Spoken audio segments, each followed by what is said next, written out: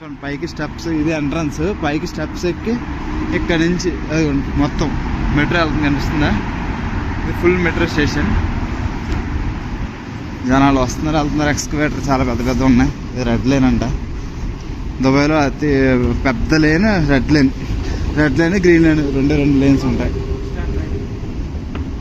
ఇక్కడ మళ్ళీ మీరు వెళ్ళేటప్పుడు కూడా ఎక్స్కవేటర్ ఎక్కడ పడితే అక్కడ నిల్చోకూడదండి. ఇక్కడ చూడండి, ఓన్లీ ఇక్కడ నడిచేవాళ్ళు లెఫ్ట్ సైడ్ నిల్చోవాలి, అండ్ నిల్చునేవాళ్ళు స్టాండ్ రైట్ అని ఉంది కదా.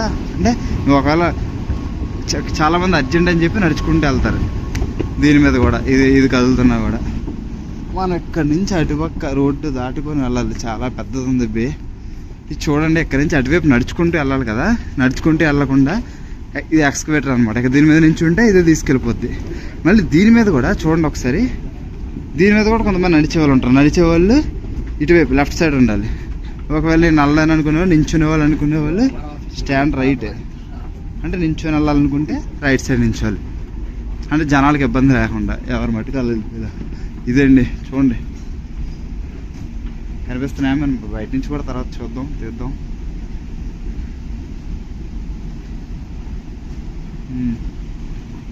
ఇక్కడ నుంచి బుర్జ్ ఖలీఫా కూడా కనిపించాలి.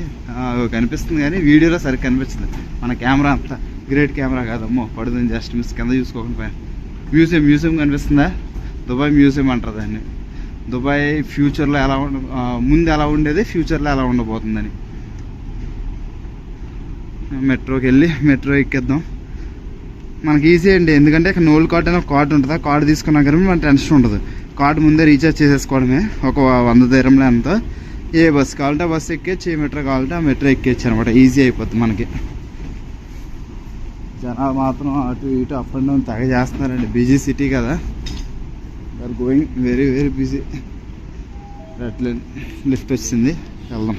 జస్ట్ బ్రిడ్జ్ అండి, రోడ్డుకి అటువైపు ఇటువైపు దాటడానికి మెట్రో స్టేషన్ దగ్గర. అంటే మెట్రో ఎక్కడానికి రోడ్డు అటువైపు నుంచి ఇటువైపు రావాలంటే, ఇటువైపు మెట్రో దిగిన తర్వాత ఇటువైపు నుంచి అటువైపు వెళ్ళాలంటే. చాలా బాగుంది కదా. ఎంట్రీ మిషన్స్ ఏం లేదు, జస్ట్ నా కార్డు ఉంది కదా. ఎవరో ఒక ఆవిడ వస్తున్నారు, మనకు ఆవిడని ఎలా చేసేద్దాం. ఓపెన్ అయిపోయింది, జస్ట్ అంతే, వెళ్ళిపోవడమే. ఇంకా ఇప్పుడు మనం internet city map, internet city ఎక్కడ ఉందో చూసుకోవాలి. ఇంటర్నెట్ సిటీ ప్లాట్ఫామ్ నెంబర్ 2 అనుకుంటా మేబీ. ఎక్కడ ఉంది మనం ఇప్పుడు? ఎక్కడ ఉన్నాం? వరల్డ్ ట్రేడ్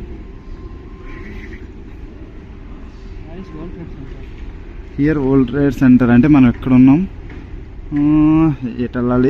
ఇదిగోండి దుబాయ్ ఇంటర్నెట్ సిటీ ఎక్కడ ఉంది, మనం ఎక్కడ ఉన్నాం. So platform number 2, platform number 2కి వెళ్ళిపోదాం పదండి. వచ్చేసాం ప్లాట్ఫామ్ దగ్గరికి. ఇది గోల్డ్ క్లాస్ క్యాబిన్, అంటే ఎవరు విఐపీస్ లాంటి వాళ్ళకి అనమాట. అంటే విఐపీస్ లాంటి వాళ్ళు కానీ ఏం కాదు, మనమైనా కొనుక్కోవచ్చు. ఎక్కువ రేట్ ఉంటుంది.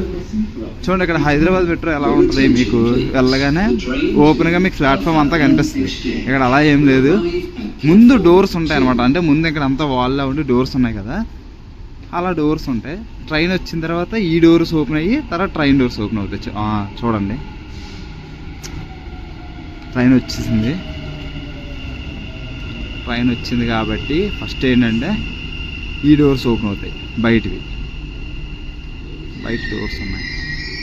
తన మా కొలీగ్ ఇద్దరం ఇప్పుడు ఒకటే ఆఫీస్కి వెళ్ళాలి. చూడండి 2 డోర్లు ఒకేసారి ఓపెన్ అయ్యాయి. ఎంతమంది జనాలు ఉన్నారు, ఫుల్ జనాలు ఉన్నారు. తప్పదు, లోపలికి వెళ్ళి దూరతం ఆగండి అండి. వీడియో లోపల తీద్దాం అనుకున్నాను కానీ వీడియో తీయడం సంగతి పక్కన పెడితే నాకు నిల్చోడానికి ప్లేస్ లేదు. అందుకే లోపల ఇన్సైడ్ మెట్రో లోపల తీయలేకపోయాను. ఇక్కడికి వచ్చేసరికి కొంచెం ఖాళీ ఉంది కానీ మేము ఎక్కేదానికి అసలు ఫోన్ తీయడానికి అవ్వలేదు. లోపల చాలా ఇబ్బంది అయింది. లిఫ్ట్ ఉంది, మా ఎక్స్కవేటర్ మీద వెళ్ళిపోదాం. వచ్చేసామండి. మేము దుబాయ్ ఇంటర్నెట్ సిటీలో ఉన్నాం. Metro station present Dubai internet city. మా ఆఫీస్కి వెళ్ళాలి నడుచుకుంటూ. ఎక్కడి నుంచి అదొక కిలోమీటర్ ఉంటుంది. ఆ ఆఫీస్కి వెళ్ళి ఈరోజు ఏం లేదు, జాయినింగ్ ఫార్మాలిటీస్ అనమాట. 1 month ఎక్కడికి వచ్చి 4 రోజులు అవుతుంది. 4 రోజుల నుంచి వర్క్ ఫ్రమ్ హోమ్ తప్ప ఏం చెప్పట్లేదు. ఇంకా ప్రాజెక్ట్ లైవ్ అవ్వలేదు, అదే ప్రాబ్లం. ప్రాజెక్ట్ లైవ్ అయిపోతే ఇంకా ఆఫీస్కి వెళ్ళాలి. ఈరోజు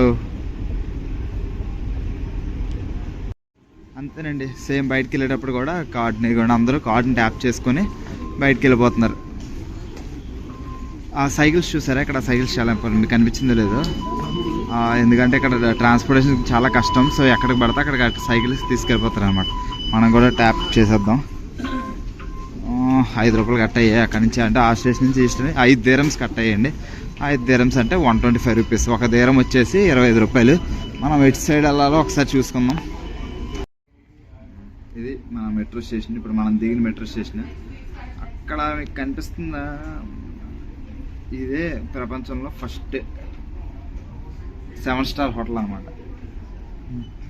ఇదిగో ఇక్కడ మెట్రో దిగిన తర్వాత ఆ బ్రిడ్జ్ కనిపిస్తుందా, ఇక్కడ దిగి ఆ బ్రిడ్జ్ అలా నడుచుకుంటూ అంత దూరం వెళ్ళాలి. మా ఆఫీస్కి వెళ్ళాలంటే అది దిగిన తర్వాత మళ్ళీ అక్కడి నుంచి 1 కిలోమీటర్ నడాలి. వ్యూ చాలా బాగా ఉందండి. ఈ రోడ్డు, ఆ కంపెనీస్, ఒకసారి వ్యూ చూడండి ఎంత బాగుందో. మనదంతా ఒకసారి ఎక్స్ప్లోర్ చేద్దామండి ఈరోజు. జస్ట్ ఆఫీస్కి వెళ్ళే పని మీద నాకు ADCB అని కనిపిస్తుంది కదా మీకు. ADCB అనేది బ్యాంక్ అనమాట. దుబాయ్లోనే రెప్యుటేటెడ్ బ్యాంక్, టాప్ బ్యాంక్, మంచి బ్యాంక్ అనమాట.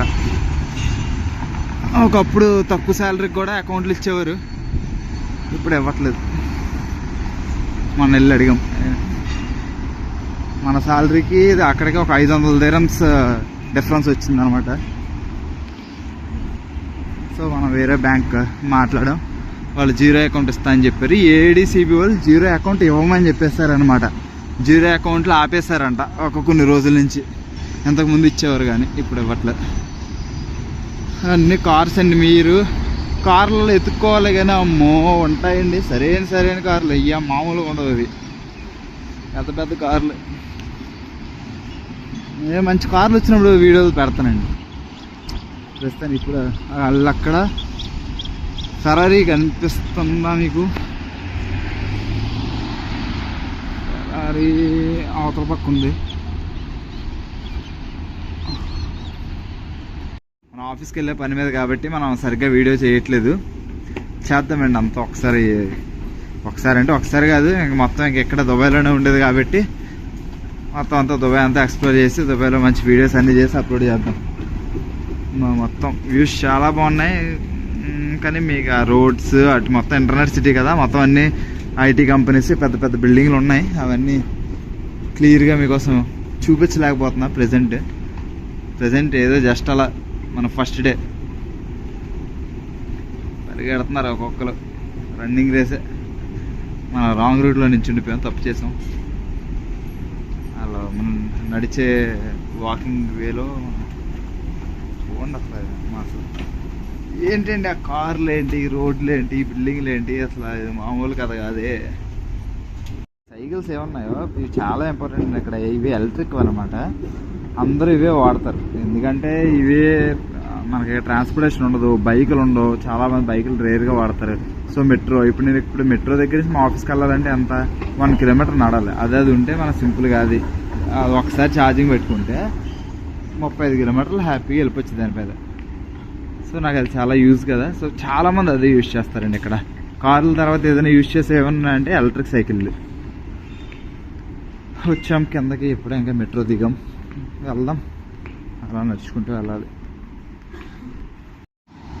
చూడండి ఇక్కడ మీకు ఒక్క బైక్ కూడా రోడ్ల మీద కనిపిస్తుందండి. చూడండి అక్కడ ఒక బైక్ కనిపిస్తుందా? ఆ బైక్లు ఏంటో తెలుసా? ఓన్లీ డెలివరీ బాయ్స్, ఎవరైతే డెలివరీ ఇస్తారో వాళ్ళే.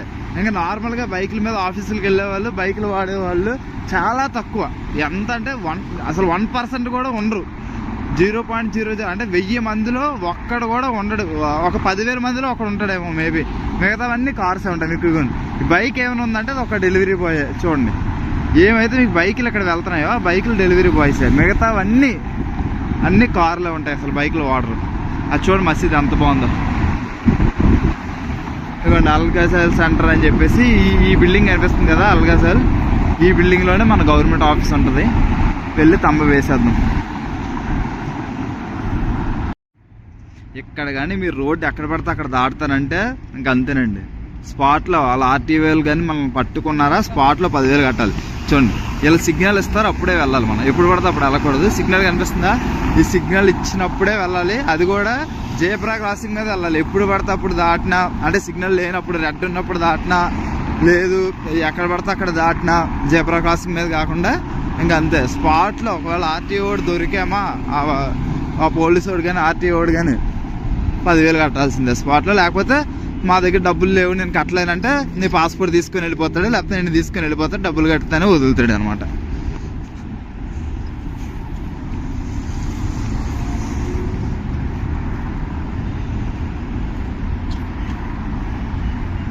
కార్ చూడండి ఒకసారి, జిఎంసి అమెరికా కార్ అనమాట, అమెరికా కంపెనీ బెంజ్ కార్.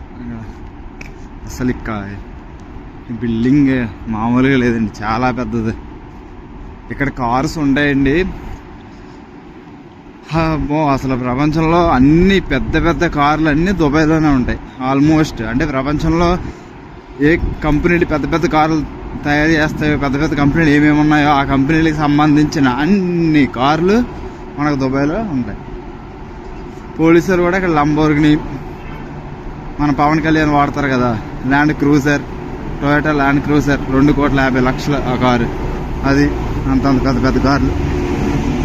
ఈ రోడ్లు చూడండి ఒకసారి, రోడ్లు ఈ బిల్డింగ్లు ఏమన్నా ఉందండి, అసలు మామూలుగా లేదే. ఏదో హోటల్, ఈ హోటల్ చూడండి ఎంత బాగుందో. మెయిన్ రోడ్లే అండి అసలు, అయ్యా ఎంత నీట్గా ఉంటాయంటే మనం ఇంట్లో కూడా ఎంత నీట్గా ఉంచుకోమండి. మన ఇంట్లో కూడా ఎంత నీట్గా, ఏదో ఇది ఇంటర్నెట్ సిటీ కదా, ఐటీ కంపెనీస్ ఉంటాయి కదా, అక్కడ బాగానే ఉంటుంది, ఇంకా వేరే చోట బాగోదు అనడానికి లేదు. ప్రతి చోట మెయింటెనెన్స్ చాలా బాగుంటుందండి. ఎందుకంటే మేము ఉండే ఏరియా రెసిడెన్షియల్ ఏరియా, మామూలు ఏరియా, అక్కడ కూడా రూల్స్ రెగ్యులేషన్స్ చాలా నీట్గా మెయింటైన్ చేస్తారు. చాలా బాగుందండి. ఏదో మాల్ ఉంది అక్కడ, ఏ మాల్లో తెలియదు. ఈవిడ హార్న్ కొడుతుంది నాకు, ఏంటి నువ్వు వీడియో చేస్తున్నావు అట్టంగా అని, ఆపుకోలేకపోతుంది అనమాట.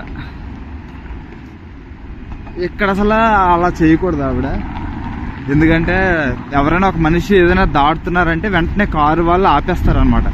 వెంటనే కారు వాడు ఆపేసి మనం వెళ్ళిన తర్వాతే వాడు వెళ్ళాలి. ప్రయారిటీ, రోడ్డు దాటే వాళ్ళకి ప్రయారిటీ. చూడండి ఆ అమ్మాయి దాడుతుంది అంటే వాళ్ళు కార్లు ఆపేస్తారు, ఇంకో ఆప్షన్ లేదు వాళ్ళకి, వెంటనే ఆపేయాలి. ఇక్కడ మొత్తం అన్ని దేశాల వాళ్ళు ఉంటారండి. చూడండి ఫారినర్స్ ఎంతమంది, అన్ని దేశాలు ఫారినర్స్ వాళ్ళు వీళ్ళు. ఇక్కడ కార్లు అయితే చూడండి, మీకు లేని బ్రాండ్ అంటూ ఉండదా, అన్ని పెద్ద పెద్ద కార్లు, మామూలు కార్లు కాదు, సరైన కార్లు. టొయోటా కార్నే అని చెప్పేసి మన ఇండియాలో అయితే పెద్ద కారు, ఇక్కడ ట్యాక్సీ అనమాట.